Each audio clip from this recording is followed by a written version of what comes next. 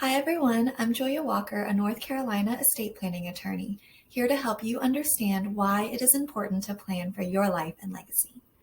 These next couple of videos, I want to focus on how marriage and divorce affect estate planning. Marriage gives spouses certain legal rights, and it is important to be aware of what comes along with marriage and what does not.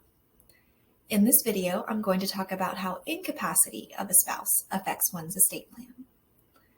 The first important thing to note is that any individually owned accounts, personal property, and real property of one spouse cannot be accessed or managed by the other spouse without documentation granting such authority from the spouse that owns the asset.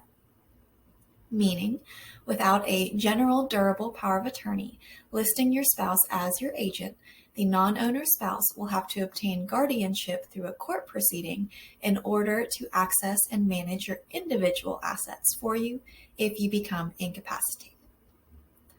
The second important thing to note is that joint accounts can continue to be accessed by both spouses, and deposits and withdrawals can occur without the approval of the other spouse. However, joint personal property and real property cannot be sold without both spouses signing the conveyance, or the spouse has a general durable power of attorney listing the other spouse as his or her agent.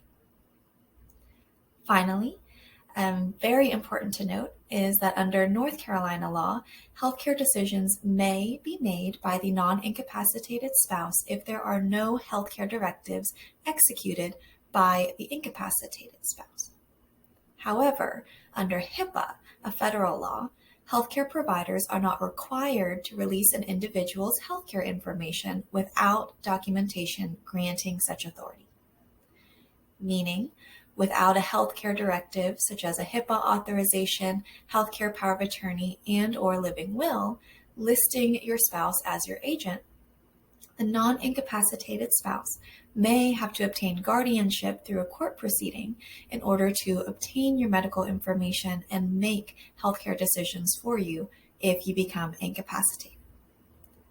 So, if you are getting married or you are married and want to ensure your spouse or someone other than your spouse is able to step in and manage your financial accounts and make healthcare decisions for you if you lack the capacity to manage your own affairs or make healthcare decisions or financial decisions for yourself, then you better contact me if you live in North Carolina and get an estate plan in place.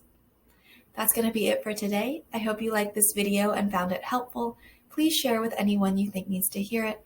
Again, I'm Julia Walker, a North Carolina estate planning attorney, here to help you understand why it is important to plan for your life and legacy. Have a great day.